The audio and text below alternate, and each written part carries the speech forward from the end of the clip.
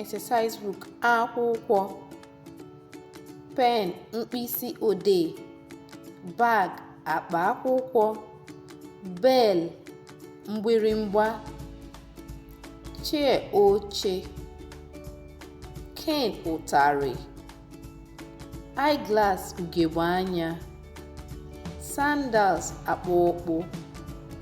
teacher onye nkuzi, exercise book akwụkwọ, pen mkpịsị odee, bag akpa akwụkwọ,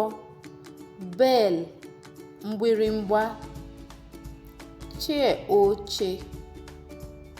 cane ụtarị, eyeglass ugegbe anya, sandals akpụkpụ,